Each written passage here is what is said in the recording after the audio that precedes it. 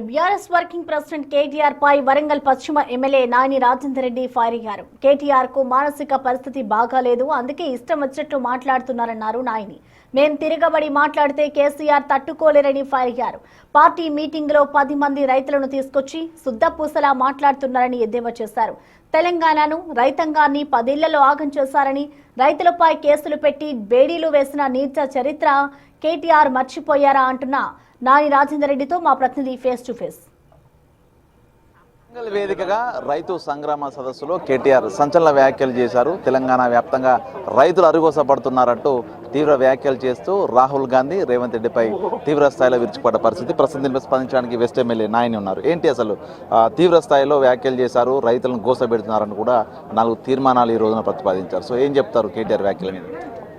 మానసిక పరిస్థితి మంచిగా లేనట్లున్నది.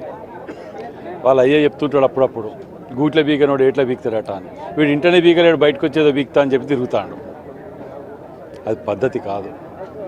మేము రైతుల రుణమాఫీ గతంలో ఈ రాజకీయంలో రాకముందుకే 70,000 కోట్ల రూపాయల రుణమాఫీ కేంద్ర రాష్ట్ర ప్రభుత్వం మన్మోహన్ సింగ్ గారు మేము చేసుకోగలిగినాం, సోనియా గాంధీ గారు ఇట్లా. మాది అసలు కరెంటు ఫ్రీ కరెంట్ అనేది దానికి బ్రాండ్ అంబాసిడర్ మేము, దానికి ఇచ్చింది రాజశేఖర్ రెడ్డి గారు రైతులకు. అది మా గొప్పతనం. వీందేమున్నదే రుణమాఫీ అంటే 1,00,000 పావుల చేస్తాడు, మళ్ళీ బిత్తికొచ్చే వరకు మళ్ళీ గదే రూపాయి యాజ్ టీజ్గా ఉంటుంది. ఇంకో తోక లేదు, మూతి లేదు, ఏది లేదు, ఏం మాట్లాడుతున్నా వానికే తెలుస్తలేదు. మరి వానికి ఎవరు జవాబు చెప్పాలి? మీరు ఎఫ్ఐఆర్ చేసి 9 మంది రైతులను బేడీలేసి తిప్పింది వాస్తవం కాదా? భూ నిర్వసితులను ఆగం చేసి కోట్ల తిప్పింది వాస్తవం కాదా? నిరసన తెలుపుతామంటే కూడా డయాసులు లేకుండా చేసింది వాస్తవం కాదా? ధరణి పేరుతోటి రైతులని దోసుక తిన్నది మీరు కాదా? ఇక ఆఖరికి ఒక్కటి అడుగుతాను మిమ్మల్ని, నిజంగా నువ్వు తెలంగాణ వివాది అయితే హనుమచ్చుకొండ చౌరస్తాకు రా, మీ ఉన్న ముఠా అంతా రండి, నేను ఒక్కరినే వస్తా. ముఖ్యమంత్రిగా దళితుని చేస్తాను మీ అయ్య అన్నాడు కదా, ఆ మాట నువ్వు అంటావా? చేయగలుగుతావు? మాట తప్పినోని కాదా? మీ అయ్య తప్పుతాడు, నువ్వు తప్పినోనివి అవుతావు. దళితుని ముఖ్యమంత్రి చేస్తానని చెప్పుపా, దాని మీద నిల్చుందాం పా, నువ్వు అన్న మాట మీద నిల్చుందాం. రైతులే ఇబ్బంది పడుతున్నారు, మీరు కనుక 34 హామీలు డిక్లరేషన్ ఇదే వేదిక ఇచ్చారు, అవి కనుక అమలు చేయకపోతే మేము ఉద్యమానికి సిద్ధమవుతాము, మేము తరిమి కొడదామని చెప్తున్నారు. నిజం ఏం చెప్తారు మరి? ఫస్ట్ వాడిని కొట్టకుండా చూసుకోమని తరిమి. ప్రజలు ఆల్రెడీ తరిమి కొట్టినని, అసెంబ్లీలో కొట్టిరు, పార్లమెంట్లో కొట్టిరు, లోకల్ బాడీలో కొట్టిరు, ఇంకేం కొట్టాలి? కుక్కని, అది పిచ్చి కుక్క అనుకో దాన్ని వదిలేస్తున్నావు, తిట్టి గిట్టం కొడతాడని మానసిక పరిస్థితి లేదని వదిలేస్తున్నావు అంతే తప్ప వీరు చేసింది ఏంది? మేము ఇచ్చిన హామీలలో రుణమాఫీ చేస్తామా లేదా? ఎన్నడన్నా సన్న బియ్యం పేదోడు తింటడానికి ఊహగానే అందుకున్నారా? మీకు బోనస్ ఇవ్వలేదా? మరి కళ్ళల్లో ఏం పెట్టుకున్నారు? దానికి జవాబు చెప్పు. కళ్ళల్లో ఏం పెట్టుకున్నారు చెప్ప, అలా అడగాలండి వాళ్ళని. వానికి సోయి లేదు, సొక్కి లేదు, ఏదో నోటికి వచ్చినట్టు ఊరుకుంటా పోవటం. ఏడో స్క్రిప్ట్ రాస్తే అది వచ్చి చదువుతుంటారు, వాళ్ళు అవతల పడతాడు. పక్కన ఆ దొంగల ముఠ భజనం అంటే బాబా ఏం మాట్లాడినామన్నా రామన్న అనగానే వీడు ఊపుతాడు, పోయి ఇంకో 2 మాట్లాడతాడు. ఎక్కువ రోజులు ఉండదు కాంగ్రెస్ ప్రభుత్వం, రైతులందరూ కూడా భయపడకండి మేము వస్తామని చెప్తున్నారు. నిజంగా ఆ పరిస్థితులు ఉన్నాయా?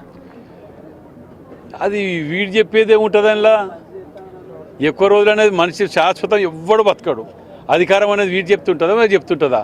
మేము మంచి చేస్తే మా ఎంబటే ప్రజలు ఉన్నారు, మేము మంచి చేసినాం కాబట్టి మాకు ఎంపీలు ఓటు గెలిపించారు, మేము మంచి చేసినాం కాబట్టి లోకల్ బాడీలు గెలిపించారు, మేము మంచి చేస్తే అలా రేపు గెలిపిస్తారు మమ్మల్ని. అది మాకు తెలిసిన విద్య. వీళ్ళకి తెలిసి వీళ్ళని నంబరు, ఎందుకంటే అబద్ధాలు చెప్పుకుంటా బతకటం అలవాటు పడిపోయినారు వీళ్ళు. వీళ్ళకి నిజం చెప్పినట్టుగా చచ్చిపోతారు, ఆ గండం ఉన్నది కాబట్టి నిజం మాట్లాడరు వీళ్ళు. నిజం నీ సొంత నీ ఇంట్లో తోపుట్టు చెప్పిన దానికి జవాబు చెప్పరా అంటే సోయిలేని ఫరారై తిరిగిన ఎదవలు వీళ్ళు మనకు రైతుల గురించి మాట్లాడితే ఏం చెప్తారా?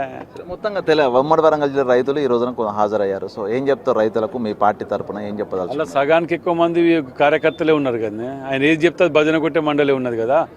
రైతులు నర్సంపేట పోతే నిన్న ఎక్కడైనా మాకు మాట్లాడినరా, ఇంకెక్కడికైనా పోతే మాట్లాడుతుండ్రా. మేము తిరుగుతూనే ఉన్నాం కదా. వాళ్ళ తిరిగా గన్మెన్లు లేకుండా యూనివర్సిటీకి పోమంటే పోలే, వాళ్ళ తిరిగా మార్కెట్ యార్డ్లో పోమంటే పోలే. మా రైతులు మంచి ప్రశాంతంగా తిరుగుతున్నాం మేము, ఎక్కడ అడిగేది. ఇంత నాయకుడు చెప్తున్నాడు కదా యూరియా గురించి, యూరియాకి ఇప్పుడు ఇస్తారా, ఎప్పుడు ఇస్తారు, జూలైలో ఇస్తారని. అది కూడా సోయి సొక్కి లేకుండా మాట్లాడుతుంటే వీళ్ళు రైతుల గురించి వీళ్ళు ఇదా ఏమన్నా అర్హత లేదు వీళ్ళకి, రైతుల గురించి మాట్లాడే అర్హత లేదు వీళ్ళకు. ఏం చెప్తారు? కేటీఆర్ భాష రాహుల్ గాంధీ కానీ సీఎం రేవంత్ రెడ్డి కానీ ఏకవచనంతో కొన్ని పరుష వ్యాఖ్యలు చేశారు, ఆ వ్యాఖ్యలు ఏం చెప్తారు? ఆ పద్ధతి మార్చుకో బిడ్డ. మార్చుకోకపోతే తగిన విధంగా మేము అదే దాన్ని చెప్పినాం. వల్ల డాక్టరేట్ చేసినాం, మేము వైస్ ఛాన్సలర్ చేసినాం. ఇవన్నీ ఉన్నాయి. మేము చేయాలనుకుంటే ఇంతకంటే ఎక్కువ చేయగలుగుతాం. అది సంస్కృతి సాంప్రదాయం కాదు. మీ బతుకంతా ఉద్యమకారులను రెచ్చగొట్టి చావులకు కారణమైన మీరే. ఇట్లా ఎప్పుడు కానీ రెచ్చగొట్టుకుంటా బతకటం తప్ప మేము ఇది చేసినామని చెప్పుదామంటే చౌరస్తాకు రా, నీతో నేను వస్తా. హనుమకొండ చౌరస్తాకు పోదాం. వరంగల్ జిల్లా అభివృద్ధి మీద ఓపెన్ డెబిట్ పెడదాం ప్రజల సమక్షంలో. మీడియా వద్దు, గన్మెన్లు వద్దు, పోలీసు వద్దు, ఎవరు వద్దు. మనమే కూర్చుందాం. 4 కెమెరా లైవ్లు పెట్టండి. వరంగల్ జిల్లాది ఎవరేం చేసిరో చెప్పుకుందాం. అది వదిలిపెట్టి ఏదో ఊరుకుంటూ వస్తే ప్రజలు నమ్మి కోటేస్తారు అనుకుంటానేమో.